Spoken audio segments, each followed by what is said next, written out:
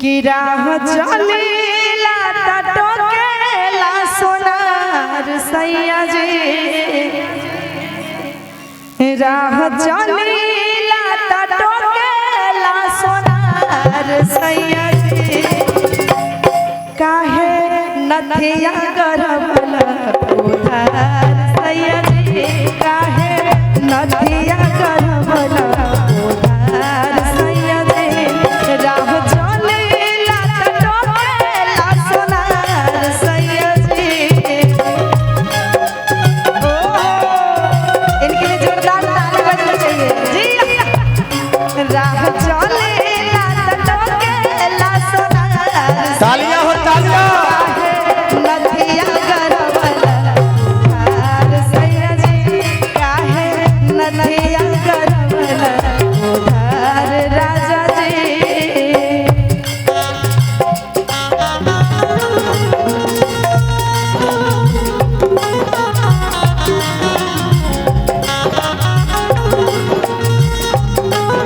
ये राजा कहियो माहुर खाके मर जाई, पियल ना छोड़वाला कहियो मर जाई, ए सैया कहियो माहुर खाके मर जाई, पियल ना छोड़वाला कुछ कर जाई।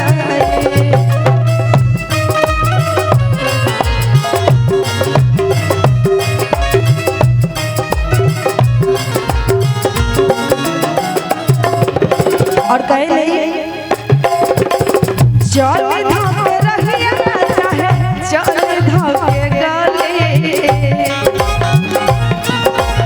ए हो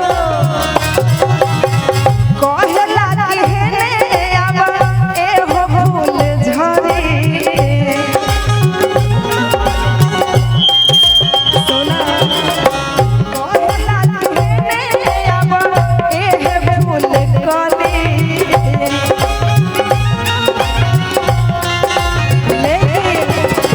चल धोके रहिया चाहे चल धोके गले,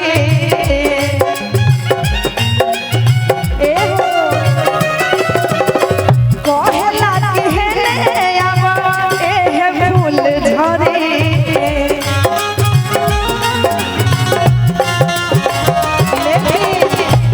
जदि करत होइब हमारा से प्यार सैया जी, इधर आइए आप, इधर आपका समझा इधर है, जदि करत होइब हमारा से प्यार राजा जी,